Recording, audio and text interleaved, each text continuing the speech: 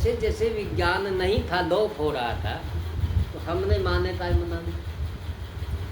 परंतु जब ज्ञान हुआ तो हमें पता चला कि चंद्रमा पर तो ये हो रहा, मंगल पर भी। समझ रहे हैं? आज इस युग में आपने प्रवेश किया है, वो आधुनिक युग है और ये वैज्ञानिक युग है। इसने हमें रूढ़ियों से वापस और उन्हें गाली नहीं देना। अगर हम उन्हें ढोंगी कहेंगे, पाखंडी कहेंगे, इसका मतलब है कि हम पहले, हम भी वैसे हो। हमें सद आचरण से उन्हें छोड़ना है। क्यों? कि अज्ञानवश उनको हमने अपना रखा था, ज्ञान होने पर हम छोड़ दिया। ना हम जब गलत थे ना अब गलत। अगर हमें अंधेरे में दूर से कुछ चमक रहा है और हमें ये लग रहा है कि एक बुढ़िया चरखा काट रही है, पास आने पर पता चला ना बुढ़िया है ना चरखा है, वो एक बिंब दिख रहा है। दूर ज्यादा होने की वजह से, दूर अधिक होने की वजह से साफ नहीं दिख रहा था। नजदीक जाने पर असत का विनाश होने पर और सत्य का वहाँ पर चमत्कार होने पर, आविष्कार होने पर पता चला कि वहाँ की जो पहाड़ियाँ हैं उनके प्रतिबिंब ऐसे दिख रहे थे जैसे बुढ़िया हो। तो ना जब गलत थे हम, क्योंकि हम बेबस थे, और ना अब गलत है। तो गालियां नहीं देनी।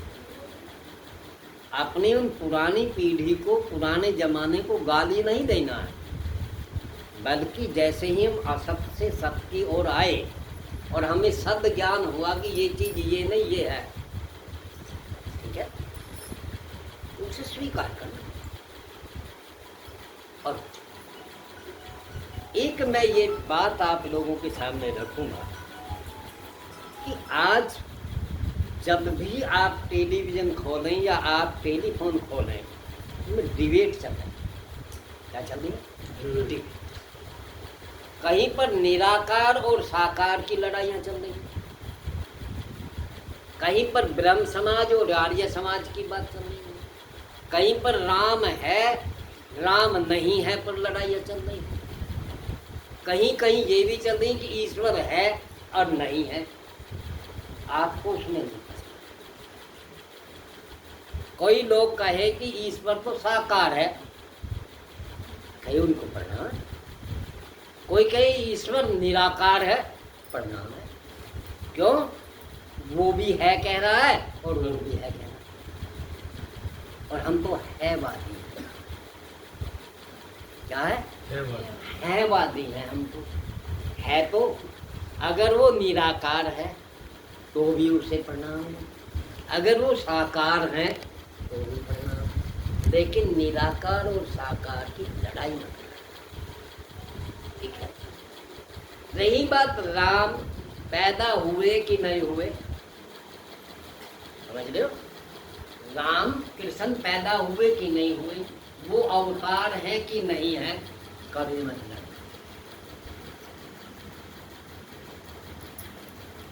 एक राम दशरथ का बेटा, एक राम घट घट में लेटा, एक राम का सकल पसारा, और एक राम दुनिया पे न्यारा।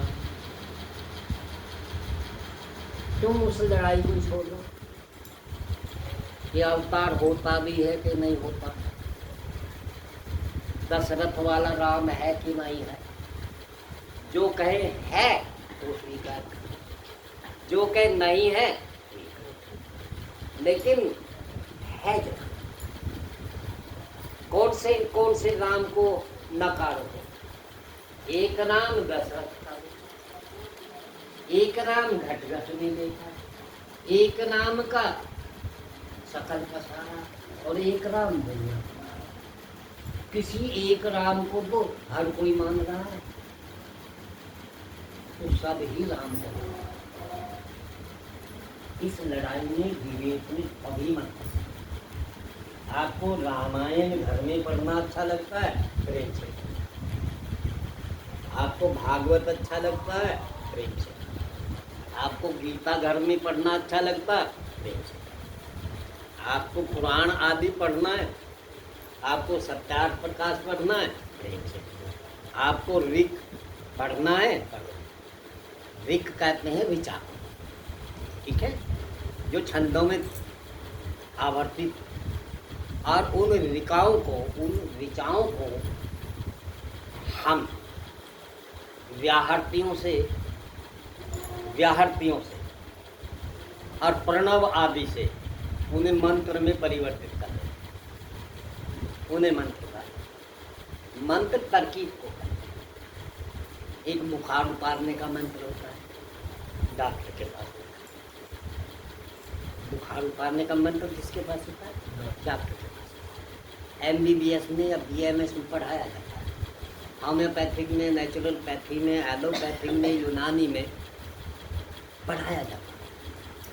मंत्र है, मंत्र तरकीब को कहते, प्रक्रिया को कहते।